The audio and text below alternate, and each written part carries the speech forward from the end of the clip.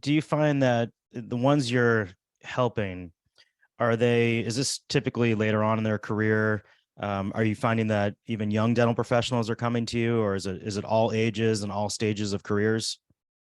Historically for me, and I'd love your input on this, but historically for me, it was people that were more established. And what that looked like was, okay, I've done all the things I mapped out to do, and I'm still not feeling fulfilled.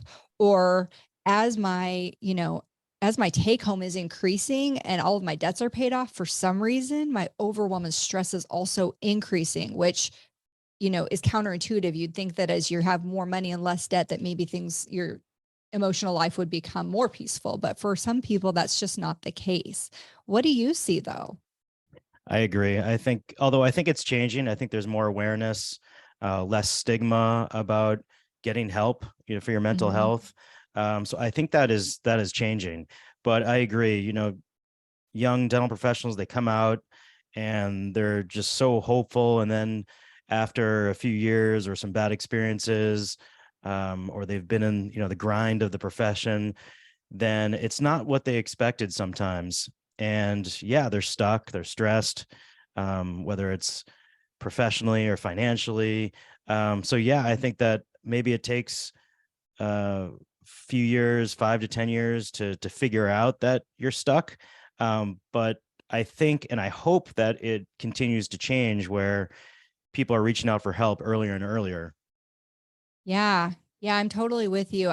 We started working with a new client this year. They've got about 50 practices, a lot of young doctors, and I've been really impressed with the um, emphasis that they're putting on the people component of growing that DSO, because these younger doctors are getting access to this type of support as they're stepping into those leadership roles. And what's really unique about it is hearing them verbalize, I knew that I was going to be the same age or younger than my hygienist and my assistants, but I didn't actually know what that would feel like. And I didn't know what those interactions would be like. And so when they have a professional coach to bounce ideas off of, to understand what's going on in their own minds, and then to create a plan of leadership delivery and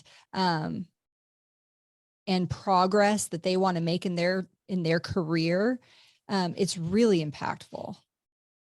Do you find that a lot of it is just helping them with confidence, overcoming self-inflicted self-doubt or imposter syndrome? Do you feel like that is a lot of it?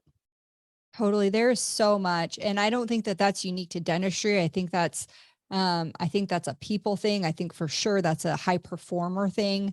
But, um, the funny thing about confidence is confidence doesn't come from, at least true confidence doesn't come from knowing that you can do something, because the things that we want confidence doing a lot of times are things we haven't done or haven't done well, right? But we want to feel good going into it.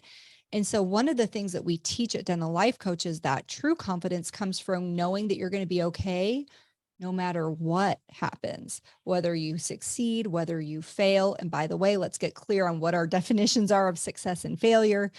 But the true confidence knows from the fact that you actually know you're going to be okay, which a lot of us struggle with. In fact, we freak ourselves out that if it doesn't go a certain way, that the whole world's going to end. And that's what's really scary, is the unknown. Or in some ways, I think it's like what we're going to do to ourselves if it doesn't go well. We're going to think that we're inadequate, or we should just stop, or we should switch careers. I hear all of these things. And I think it's a lot of times we end up putting so much pressure on ourselves to be perfect, to be everything to everyone, but to, like you said, to understand that it's going to be okay if you get a bad review, if you have a bad experience with a patient or staff member. It's going to be okay, and you learn from these experiences, and to not put too much pressure on yourself to try to be perfect. And I feel like self-doubt is the sunburn, confidence is the aloe vera or the suntan lotion. Boom. But it's true, as you build more confidence in yourself, you overcome that self-doubt, and you can recover from poor situations or a conflict or a bad review. and just keep on, keep on learning and moving on.